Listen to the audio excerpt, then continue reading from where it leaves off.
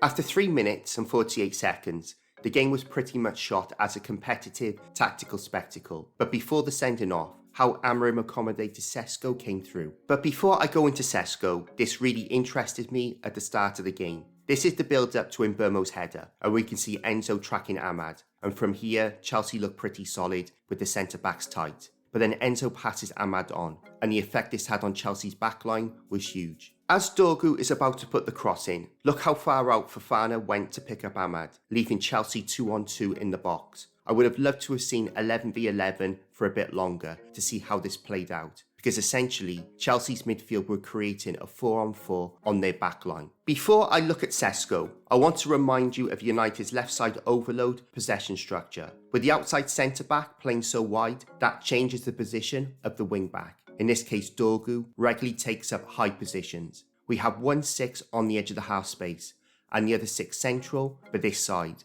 and the position of Cunha on the shoulder of the 10. All this combined creates short passing connections to play through a press. This is after 34 seconds, and for some reason, United overloaded the right a lot in this game, but we can see the composition is similar. But the big difference was Amorim pushed Fernandes forward into the space on the shoulder of the 10, a position Cunha would take up. In turn, that allowed Šeško to take up a more traditional centre-forward position.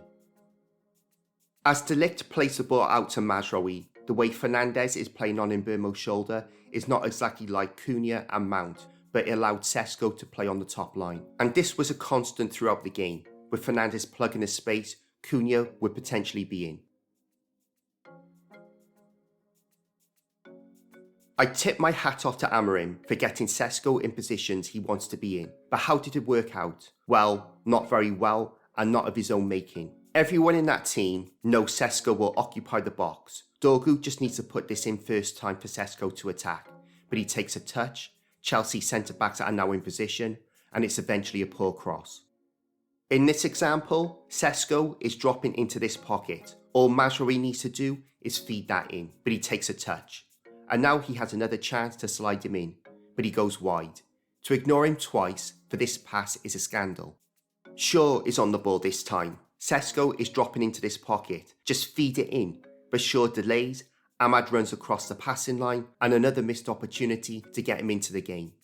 Shaw plays the ball to Dorgu. All he needs to do is let that run across his body and put a ball in with De Ligt, Maguire and Šeško in the box, but he goes back to Shaw. Here, we can see Šeško making this run. His arm is out pointing just to feed this around Cucurella, but Mazraoui hits this crazy crossfield ball. But in an almost identical position, he plays that pass to Mbeumo. And De Ligt hits a long forward ball to Fernandes, making a forward run. Casemiro has to see that pass into Šeško to put him in this one-on-one, but another poor pass instead. With this huge space behind Šeško and no other progressive pass on, how can Mazraoui not play this pass?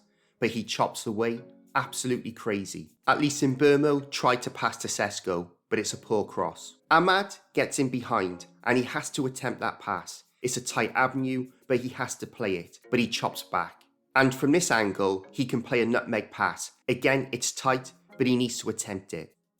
The devil's verdict is, it appeared that the United outfield players made a pact not to pass to Šeško. We've replaced one young striker with another, and he's being treated exactly the same. Højlund had his faults, but he was ignored the vast majority of the time. The United players should be looking to get the ball into him to build his confidence, but they played around him. Another example of United's core players acting as judge and jury on a player. It's a disgrace.